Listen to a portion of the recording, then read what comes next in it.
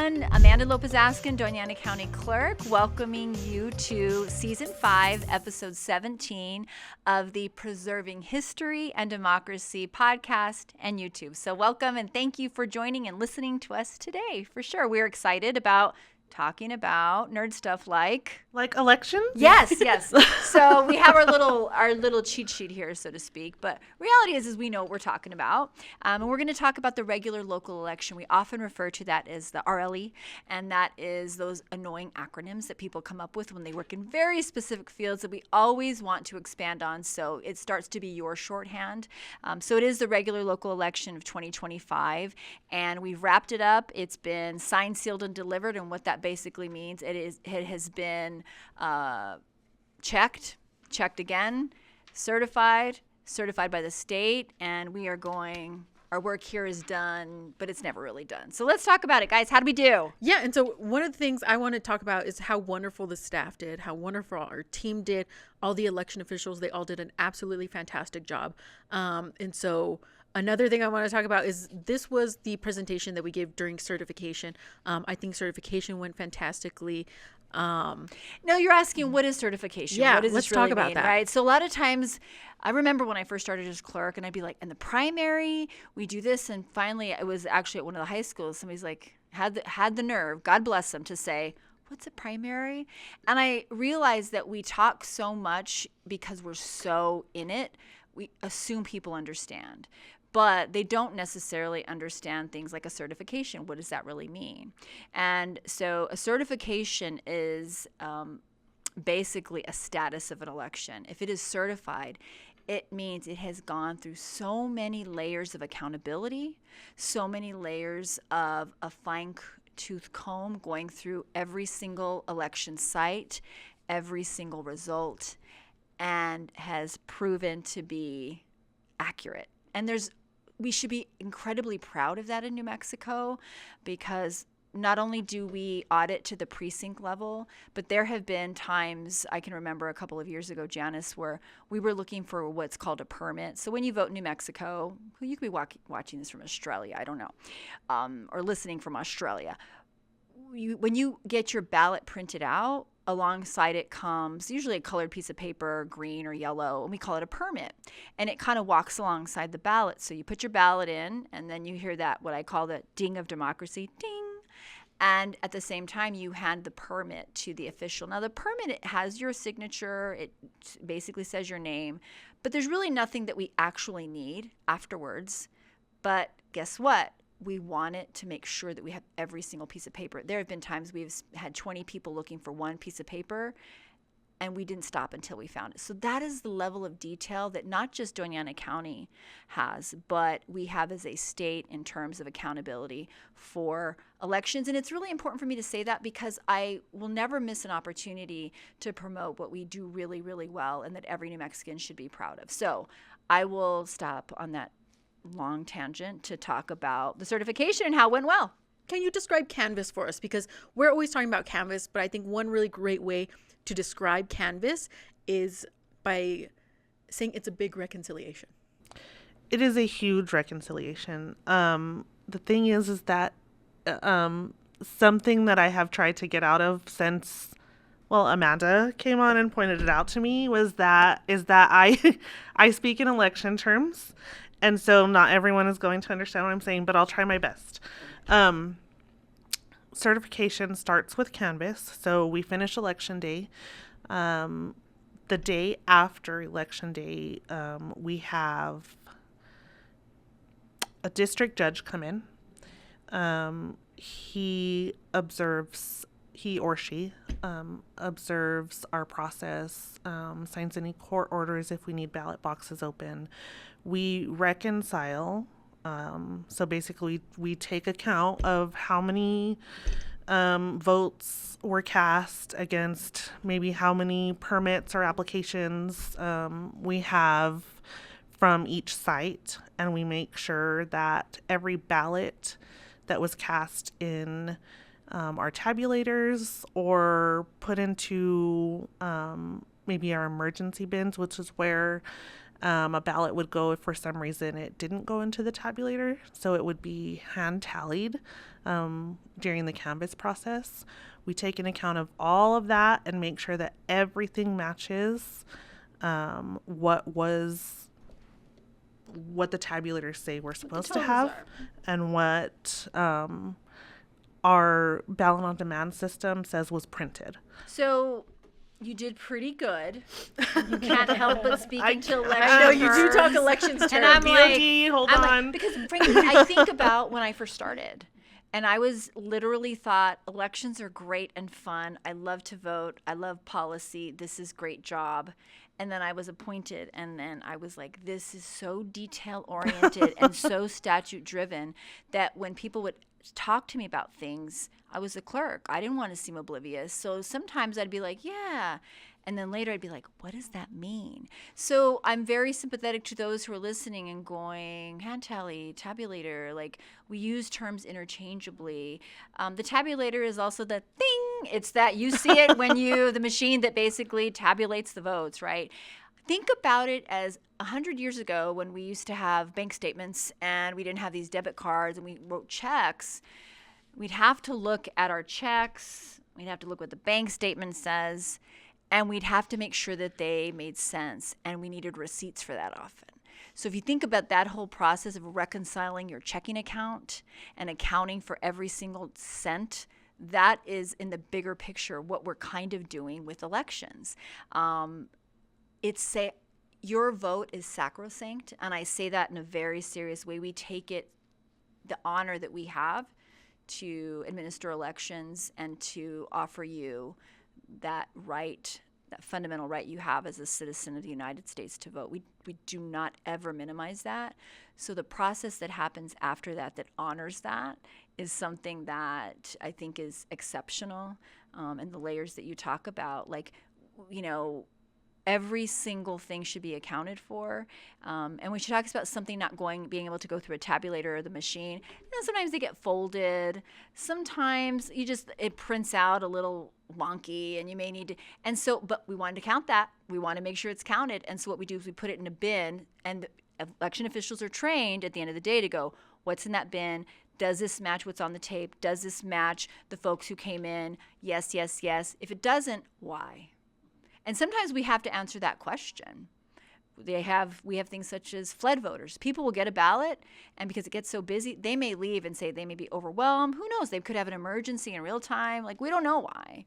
But we account for everything. And I'm taking way too much time talking about the weeds, so sorry. But the reconciliation is great because it reminds me of how we reconcile money and how at the end of the day, the Walmart cashier is making sure every dollar and cent is accountable to the receipt and the amount of customers that they had and the amount of credit card transactions and all of those weeds. It has to be figured out, and we have to figure it out. So we don't go in front of our commission and ask for certification until we have figured it out. And then we send it to the state, and they make sure that we figured it out to the finite detail. And they're able to go to the governor and the Supreme Court justice who serves as part of the certification and say, we figured it out. And these results are accurate, right? Like, that's kind of the goal. Let's talk about numbers. Cool. So this year we had a really great regular local election this year. We had really great turnout, 18.77% turnout. About 4,000 more ballots were cast this regular local election than in 2023 for a total of 26,574 ballots cast this regular local election. Now, to compare it to the 2023 regular local election, that was 22,458 ballots that were cast that last election. So we had, again, it seems like a small percentage because it's like 0.3, what is that? 0.38, something like that, percentage difference. But it's about 4,000 more people voted. Well, and that means there's more people that have registered. That means we had more of a base to pull those numbers from than we had in 2023. We also know that absentee was a huge factor. think about it. Regular local elections. Some of you all who are regular voters were like, is there an election? I'm like, every November, like clockwork, there's an election. But those of you who signed up for that permanent absentee list, you may not have voted in a regular local election, but you had that ballot sitting on your kitchen table that you asked to be on a list for, and you ended up voting. And we are thrilled that you did, and we are really, really looking forward to increased turnout with this permanent absentee list, right? Janice, do you think that was a big factor? Exactly. Yeah. Great minds think alike. So that's exactly where I was going to go with that. Permanent absentee made a huge difference. Normally, I think we would have Maybe 1,500? maybe 1,500 absentee applications for a regular local election. This election, we had, I want to say closer to 6,000 because of the permanent absentee. And we had about half of those actually returned, which is way, It can only get double what better. we would even get applications for Yes, normally. yes. So And think about the turnout. Like, 18% isn't that great. Agreed. We have some work to do. We would love higher turnout, always. But we're comparing it to previous years and going and going. So let's go on, because I see Cynthia's looking at her watch going, people, y'all are getting way too sidetracked. No. So one of the things I do want to go ahead and highlight is some of the really fun things that we got to do this election that our team put together. And one of them was the tiny ballot bash, which That was I my thought was a lot of favorite. fun. Those pictures were so sweet. Yes. And so what this initiative was is we want our future voters to be engaged while their parents are here voting, or while their grandparents or their caregivers are here voting. And so our team put together the tiny ballot bash. Cynthia's behind camera today. I know your kiddos got to come and do tiny ballot bash. Did they have fun? They loved it. Yeah, she said they loved it. They got to get a coloring book. Yep, they got a coloring book, they got prizes, they got to vote their favorite candy and ice cream flavor, I think holiday. So they actually got an actual ballot that they got to put into a ballot, like a little ballot box that we had decorated, Halloween theme for them. Janice, what did the team think about Tiny Ballot Bash? Our team had a blast with it. It's the first time. I know they have down the hall in the past kind of done their own version of it. They just see a kiddo walk in and they kind of write out a ballot for them to pretend to cast a ballot. This year we went a little more in depth and we let the team kind of plan out everything, decorations and fun things for the kids to do, and they had a blast with it, and I hope the kids did too, because it's something that we want to continue. Yeah, the pictures were fantastic. 64 tiny ballots were cast. Do you remember who won, Cynthia? I know Spider-Man. Oh, Spider-Man won. A favorite Do you have it in superhero. here? Favorite candy was Kit Kats. Oh, it's right here. Oh, let's see. We had the favorite Halloween creature was the pumpkin and the ghost tied. Tied. Favorite holiday was, we didn't want to get that. No, see, now you have to explain what a runoff No. Strike that from the record. Their favorite holiday was Christmas. Their favorite candy, Kit Kats, and their favorite superhero was Spider-Man. So that was one of the fun things that we got to do. Yeah, There another were some fun thing other we things. do is the I Voted sticker contest, right? It engages, again, young people. We connect to the local schools, which is really one of the many ways in which we want to increase participation overall in New Mexico. And so, again, head to our socials, which are amazing and awesome, and Cynthia spearheads that, and Jacob supports all of the work that we do. But it does highlight the stickers and the winners of them and all that good stuff. So we have it here. You can look more detailed in other ways, but we're super thrilled that went well. We also, one of the things that we Bingo. really strive to do is, if you watched our comms, we know you were glued to our comms election night, but we actually have all our sites up. And what we do in real time is we tell the public what sites have come in and what sites are pending, because they want to know, like if the larger sites, like the government center, there's thousands and thousands of votes for maybe like versus like Radium Springs, which maybe have 50. Now, if we know Radium is in, but we're pending the government, it could shift things, and we want people to be updated and not be surprised. And so we try to over communicate because we'd rather have you have more information and the information we have than not. That way you don't go to bed thinking something is happening or isn't, and then the next day wake up to surprises. And so we did talk pretty openly about that. In fact, I did videos from our warehouse. It was a long day, guys. I don't know, 14, election 16 hours. 16 hours election day. But a lot of fun, a lot of Love the stress. pictures. Yeah. Oh, and I have pictures. I love when I'm like, there's stills of me and I'm like closed my eyes or I'm like this. But it's fine. It's like I don't actually really care. And see both of them, I have my eyes closed. So It's because these were videos on They were PowerPoint. who picked these photos? No. but because I want you to see what's going on and what we're dealing with and the transparency as much as we can be. So we hope that you watch those election night. And Janice, how did it used to be, let's say 10 years ago? Great clerks, and we love them, right? There's no criticism ever when you serve and you're learning. 10 years ago, as far as the How process, the results were communicated. and communicated. where are we? 2025, 2012. So we used to Reload the pages. I guess that was it. Yeah, and it wasn't on the Secretary of State's website, so it didn't give numbers really.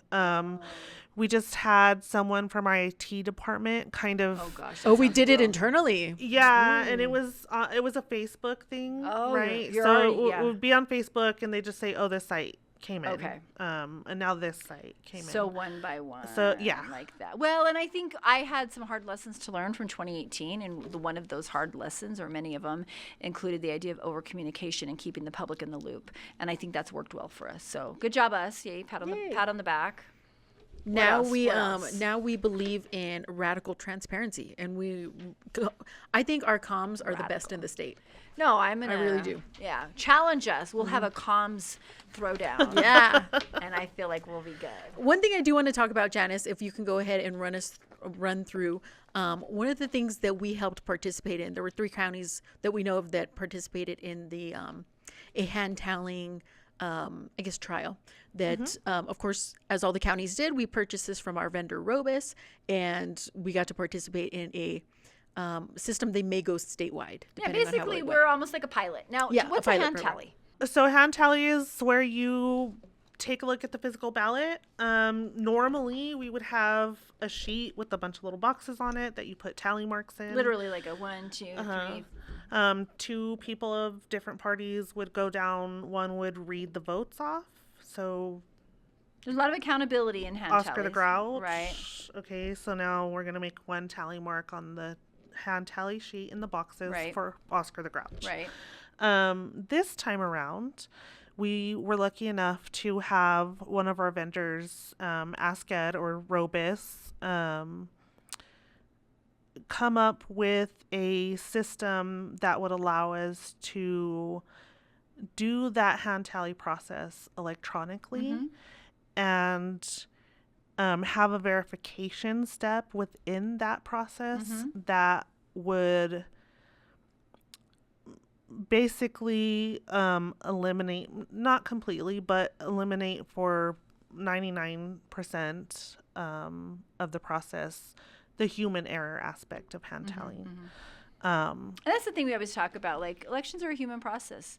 There are going to be mistakes, which is why we have so many layers of checks and balances so we can catch those on the front end. And so the hand tally is a literal way we hand tally votes, but that really just shows how we count every single vote. And I think that's, literally with the yeah. hand tally process, the electronic process, right? So you have to sign into the system as 2 separate parties.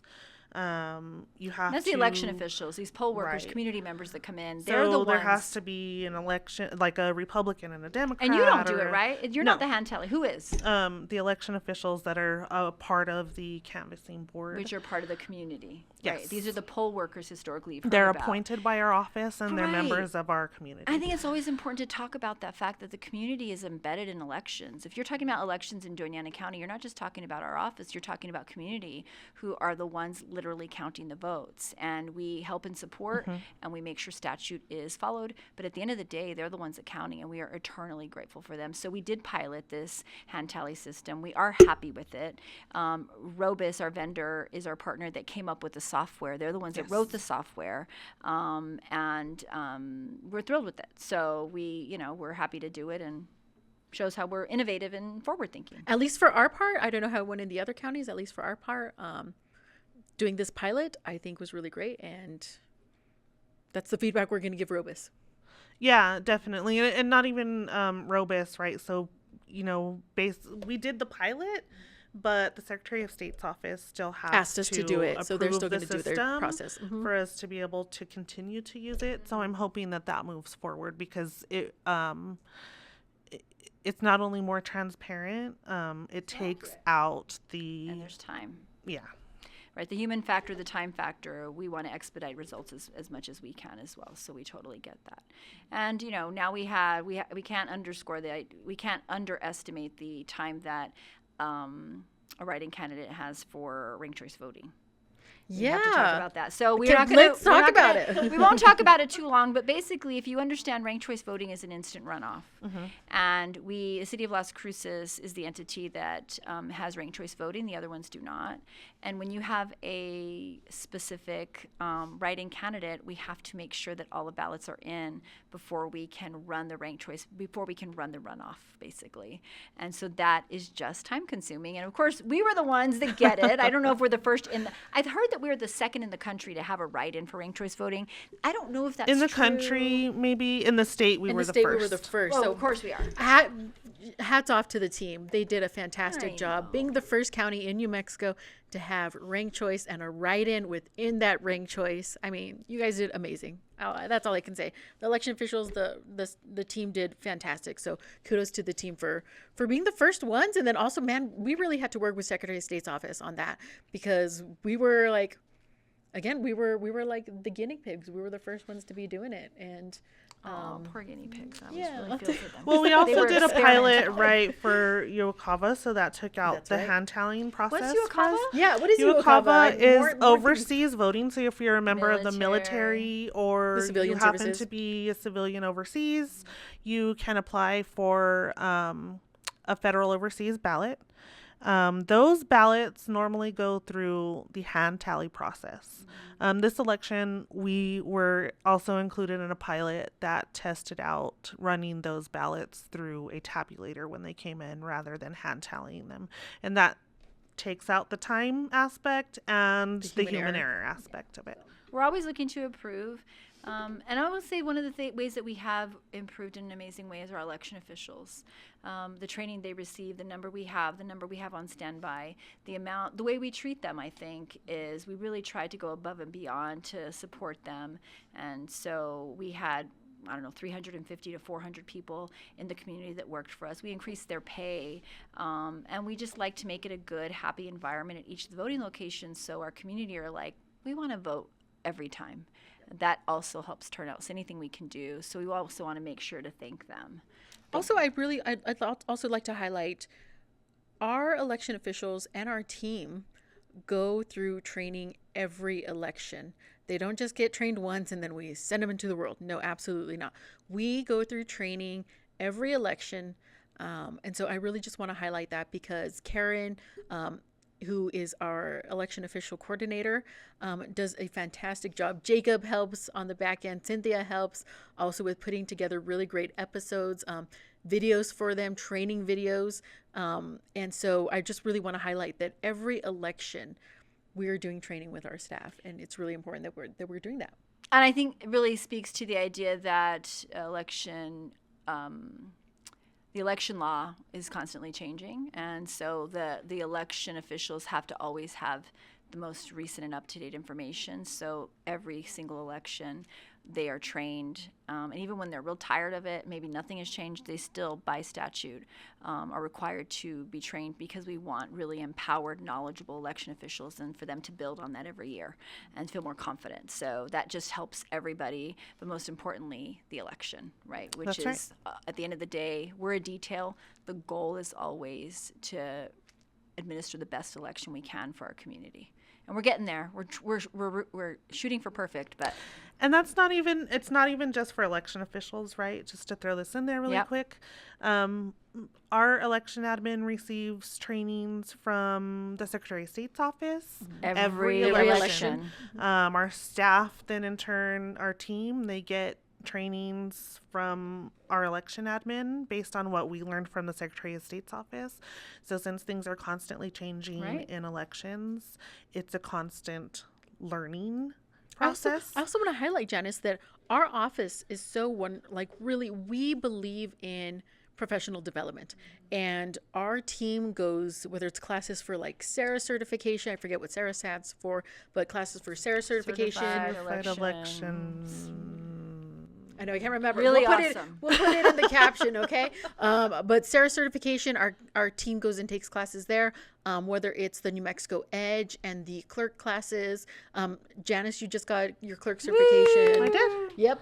Big ups to Janice. And yes. we talk about classes. What does that really mean? It means that we are practicing the most recent, up-to-date, best practice for elections, and what that means, how it is actually operationalized, is a better election for our community. So we can talk about the classes, I know professional development, have fun. Yeah, it's all those things, but there is a goal in mind, and the goal is always the election and how we can elevate and promote and make sure 100 different ways that we are doing the best we can for you. Yep. Yeah.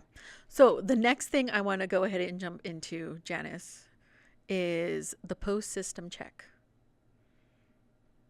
The post-election system. Post-election system check. We don't call it audit because God forbid, but Yep. Okay, so we used to call it an audit. yes.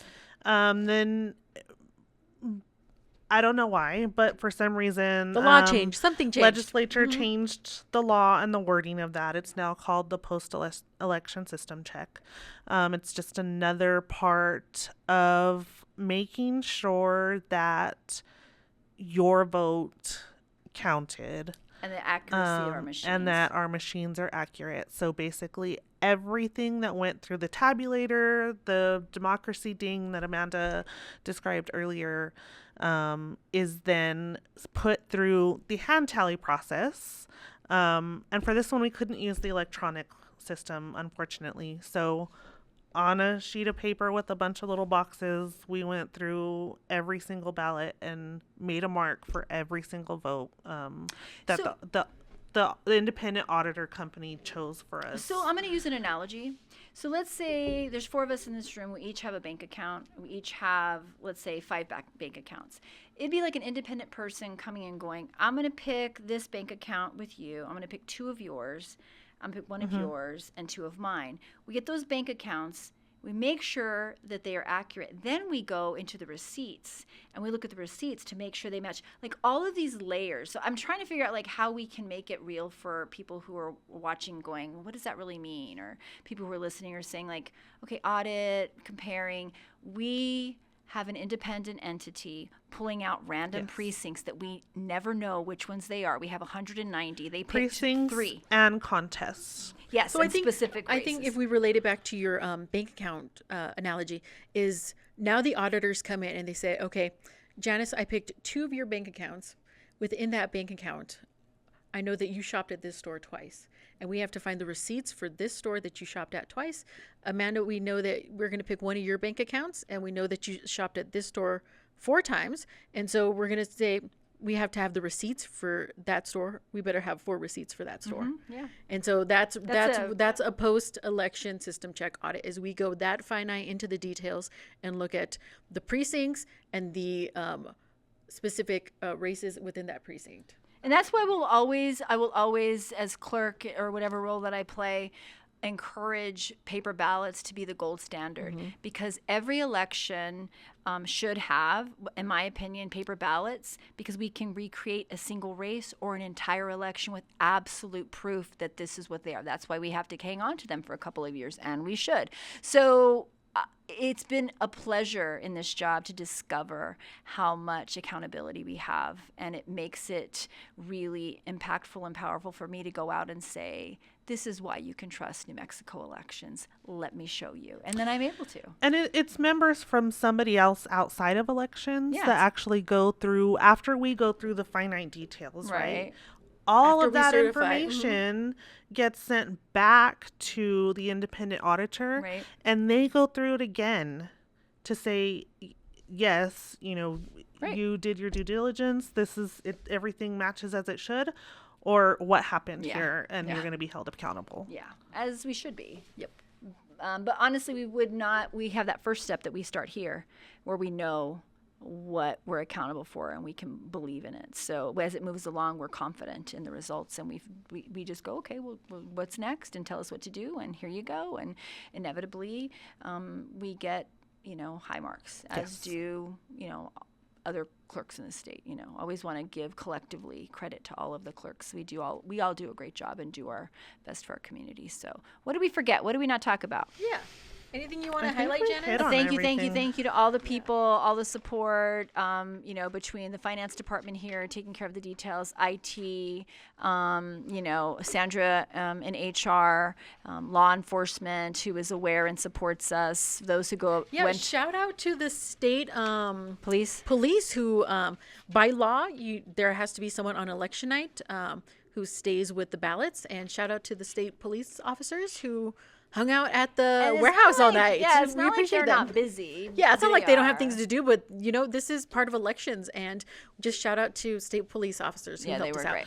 out. I also want to just go back a little bit really fast and back to the training aspect. So we had Tina Barton Yes, Tina. in this year, and she If you know, you know. If you don't, look at our podcast because we she did a did great an episode with we amazing her. did a job. podcast with her, but she came in and gave our election officials an amazing training as far as de-escalation for between voters and our team and law enforcement. We actually had some law enforcement come in and they gave their aspects on de-escalation during the training also. Yeah, I think this is really So I important. just really want to Yeah. thank them for that because it was really helpful for election And I think officials it's- and it's- our team. Yes, and really good to highlight how we collaborate across county departments.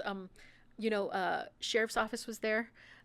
Office of Emergency Management was there, and so really just shout out to them where we're able to collaborate with them, and they came to Tina's presentation and we're able to talk about it. I think that's really important. Well, the reality is we know that elections can be contentious. I have received many death threats. It's not, I don't wear it as a badge of honor. I wear it as, I say it as an unfortunate byproduct of being in elected office and something that can be very emotional for some people, which is elections. So it's better to have more information and feel empowered and want our election officials to feel safe, supported, and trained. And so when they're on site that they feel like they have a good understanding and what their role is and when they need to reach out for help. And so heading into next year, which we know is going to be a high profile election, we want to make sure they have those tools, and big thank you to Tina. Yes. And she got I hope she comes back. and we want her back. And what I will say is Tina got there to be in the role that she has is not only as an election official, a prime administrator of elections, but also as somebody who personally and professionally dealt with such extreme death threats that it was one of the few cases in our nation that was prosecuted to the fullest extent of the law, and the individual was held accountable for the horrific and horrible threats and that she had to live under. And so it's not for a lack of pain and a hard path to get here, but boy, have we been able to use her experience to help others. And I think that is her goal, and she's met it. So we And she appreciate talks her. a little bit about her story in the podcast episode. That Yeah. Amanda Yeah, so we mentioned. did, So one- if you're interested. Yeah, absolutely. Like Janice said, we did one episode with Tina this season. We did another episode, I believe, our first season. So Yeah, if you that want to was go, and she really talks about her story in that episode, and that was from season 1. And I've seen her nationally at different events where she's talked about it and plays the video of the audio of the threats. and as somebody who has been threatened, it affected me in a way that I knew how vulnerable you feel. And the reality is we've had election officials in our state who had their homes have been shot at, and there was intent to hurt them. So we do this job. It's great. It's fun. It feels awesome to be able to support our community. But there are certain aspects of it that are more challenging than others. And death threats shouldn't be a part of anybody's job. And every New Mexican should be against this. I don't think it's a hard thing to be against, but also to be adamantly for accountability for those who do threaten those who are just trying to run our democracy, right? So thank you to Tina, team. We hope this was helpful. We tend to ramble. I tend to ramble a little bit.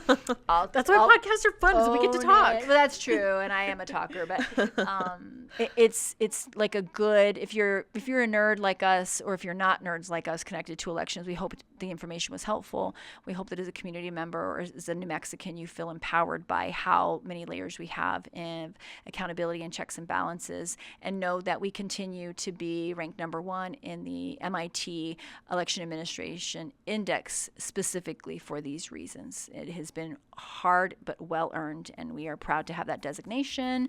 Anything else, ladies, before we sign off? Shout out to Cynthia, who's behind camera today, taking the help at the board today. Jacob's out, but Jacob's going to be editing this, so shout out to Jacob as well. Shout out I think yesterday he told us to keep it under 30 minutes. Oops. Whoopsie. Sorry, Jacob. Okay, got a thumbs up. We're okay. I know, and so they're going, I will admit, Jacob may hear this, is that I did do a little bit of a rap when I got the mic at the very front end of Yes, blooper blooper reel. I know, I'm not that good, but I tried. All right, everyone, thank you for listening to, again, Season 5, Episode 17 of Doña County Clerk's Office, Preserving History and Democracy. We're very proud of that moniker. We have a podcast, we have a YouTube, we have some active comms. My name is Amanda López Askin. I am very proud to serve as your Doña County Clerk, and we have... I'm Caroline Zamora, and I'm the Chief Deputy County Clerk. As well as... And I'm Janice, and I'm the Supervisor for Elections. Thank you for listening. We will catch you next time.